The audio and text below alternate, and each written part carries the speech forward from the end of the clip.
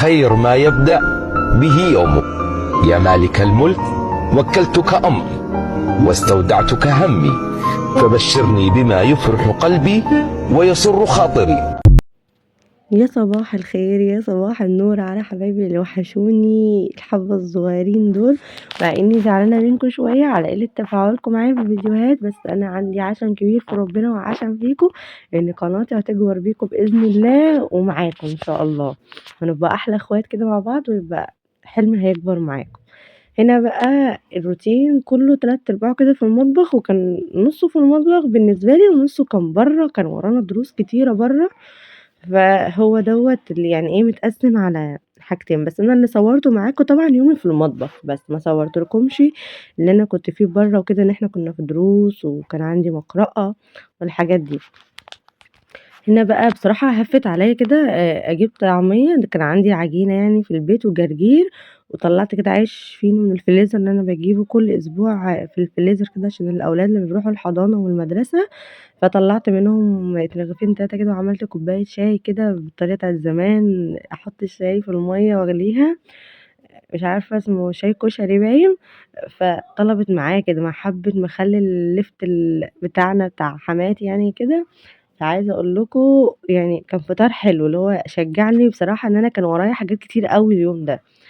فأول حاجة كده كانت ماما برضه جايبة لي طماطم، إن أنا قُلت لها عايزة طماطم يعني إن أنا أخزّنها وأفرّزها في الفريزر، فبصراحة جابت لي ييجي 4 كيلو كده، فقُلت أول حاجة لازم أعملها بعد ما أفطر إن أنا أفرّزها يعني أعملها على طول أسبّكها، عشان برضه لمّا بتاخد وقت عقبال ما تتسبّك، وكمان لسه بقى تتصفّى والكلام ده كلّه. فأول حاجة كده قعدت فتحت عليها الحنفية، طبعًا أنا غاسلة الحوض كويس جدًا، الحوض ده أهم حاجة في عاملة له ليفة ونضيفة ولازم أغسله كويس.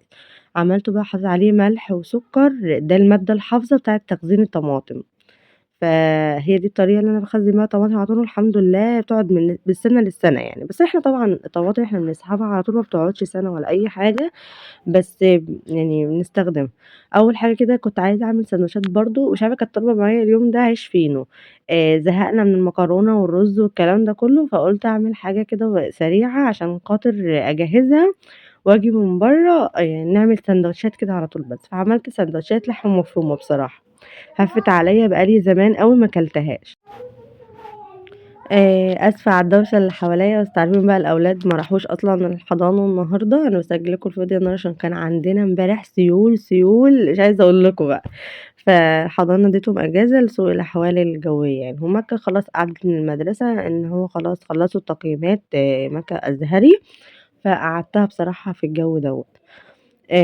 هنا بقى عملت اللحمة المفرومة، اديت اللحمة أنا كنت جايبة ربع كيلو لحمة بس يعني مش كتير، إن هو على قدّي أنا والأولاد و وعملت بصلتين صغيّرين زي ما أنتم شُفتوهم كده، أنا كنت بصراحة حاسّاهم البصل كتير، بس الحمد لله لمّا دُقت الطعم يعني خُفت كده لمّا قُلت ده أنا حاسّة إن البصل كتير أوي، وبعد كده لمّا دُقت طعمها قُلت لأ الحمد لله طلعت مضبوطة أوي، وما فيش ريحة بصل جامدة ولا بصل كتير ولا حاجة، البصل دِبِل أصلًا اللحمة المفرومة بتحب البصل بصراحة. فأنا كنت جايبة فلفل ألوان أخزّنه، فخدت حبّة برضه عشان أحطّهم على على اللحمة المفرومة. يعني هو النهارده كان يوم تفريزات زي ما بيقولوا كده، هنبدأ بقى التفريزات الشتوي إن شاء الله مع بعض، هنجيب كل حاجة كل أسبوع كده حاجة نفرّزها مع بعض. طبعًا أنتِ لو معاكِ مبلغ بقى كويس وعايزة تجيبي حاجتِك مرّة واحدة، بس بصراحة مع مذاكرة الأولاد والدروس والحاجات دي كلّها بتبقى صعبة، فأنا باحاول إن أنا أجيب حاجة، حاجة يعني أفرّزها، يعني المرّة دي جِبت مثلًا نُص كيلو فلفل ألوان مع الطماطم ديّة نفرّزها، حسب ما تلاقي في السوق هاتي، يعني وأنا جِبت كمان بسلة بصراحة بس أنا ما صورتهاش معاكم إن أنا كنت ساعتها تعبانة، اللي هو الدور البرد اللي فات دوّة، فما صورتهاش معاكم، كنت ما شاء الله جايبة حوالي 5 كيلو بسلة، وفرّزتهم برضه وحطيتهم في الفريزر مع الجزر، جِبت جزر برضه وفرّزتهم مع بعض. بس إن شاء الله هاجيب تاني وأفرّزها معاكم وأوريكم طريقتي في التفريز، مع إنكم لو رُحتوا كده في الفيديوهات القديمة هتلاقوا تفريزاتي، عاملة فيديو تفريزات كان جميل جدًا وفيه كل حاجة.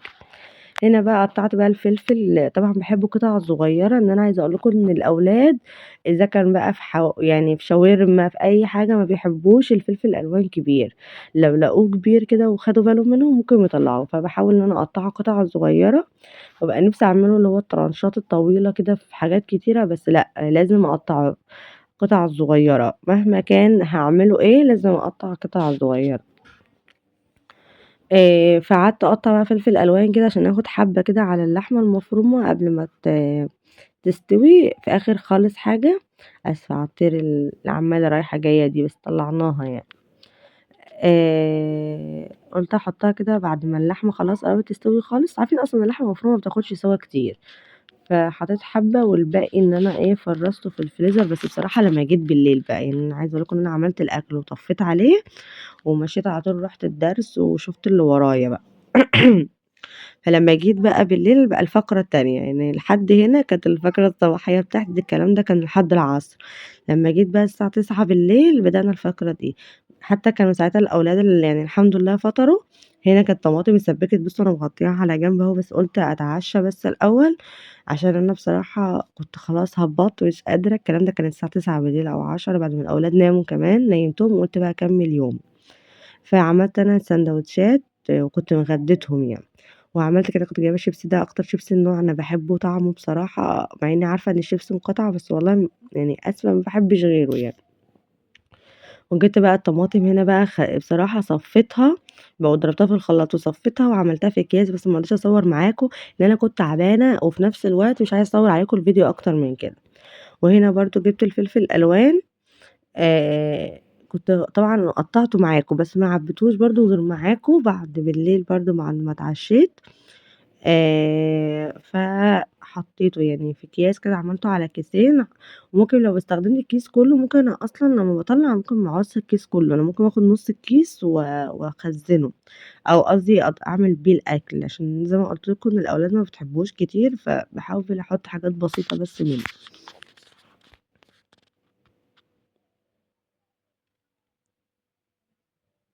ودي طريقتي باطلّع الهوا منه خالص بصراحة، وبعد كده بقى أربطها واحطها في الفريزر. أصلًا الفلفل الألوان تخزينه سهل يعني وسريع.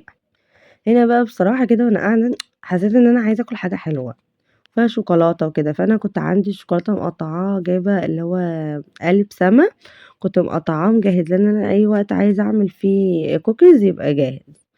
فجِبت كده عملت كوكيز بطريقة سهلة جدًا وسريعة، كوكيز العبد كده زي ما بيقولوا على طريقة فانيليا ومستكة. بصراحة ما خذلتنيش، ما عملتش وصفة عن طريقة فانيليا ومستكة إلا ما نجحت. وبُصّي وما شاء الله عجبت الكل، بقى كلّه يقول لي: "إحنا مستنيين الطريقة بتاعتِك عشان خاطر نعمل زيّها." أو الكلام ده، أنا باتكلم طبعًا على جيراني وحبابي يعني اللي داقوها وأصحابي. فبصراحة الطريقة دي كانت جميلة جدًا. إيه بقى هي المقادير بتاعتنا؟ أول حاجة معاكِ كيلو 170 جرام زبدة على 50 جرام زيت. طبعًا عشان إحنا في الساقعة عملت اديتهم دقيقة بالضبط كده في الميكروويف للزبدة عشان تسيح شوية.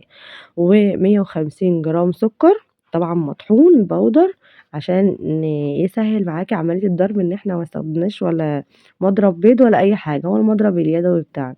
وكمان 300 جرام دقيق، طبعًا أنا استخدمتهم 150 على 150. بس قبل ما أحط الدقيق طبعًا نضرب الزبدة مع السكر مع البيضاية لحد ما يبقى القوام بيدّي بقى شوية كده. بصراحة أنا كنت باحب بيدّوا أكتر من كده، بصراحة ما كنتش قادرة، إيدي خلاص بقى، وأقول له يالّا خلّصي عشان أنا عايزة أنام. فعملت بقى الcookies، بُصّوا ما شاء الله طريقته سهلة، 300 جرام بالضبط دقيق، وطبعًا ده حسب برضه الدقيق اللي أنتِ بتستخدميه. لو ما لزقش في إيدِك يبقى عايز، لو لزق في إيدِك يبقى عايز حبّة، ما لزقش يبقى هو خلاص مش محتاج أي حاجة. بُصّوا التقطيعات بقى الشوكولاتة الصغيرة دي أنا كنت مقطعاها جاهزة أصلًا عندي في التلاجة، فهي دي برضه سهّلت عليَّ جزء كبير من الموضوع. وكنت طاحنة السكر عندي، باحب برضه أطحنه عندي. الحاجات التجهيزات دي بتوفّر معاكِ أوقات، يعني عايزة أقول لكم الوصفة دي ما خدتش معايا 10 دقايق وتِلت ساعة اللي هي في النار بس، وكانت جاهزة على طول.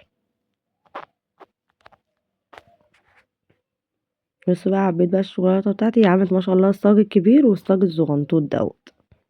وده كان شكلها ده بقى. عايزة أقول لكم إن بصراحة التصوير ده بقى كان تاني يوم الصبح، عشان ما أكونش كدابة، أنا يا دوب طفيت عليها النار ودخلت نمت على طول ما قدرتش. بس أول ما صحيت من النوم بقى قُلت لازم أفطر بالعسل ده.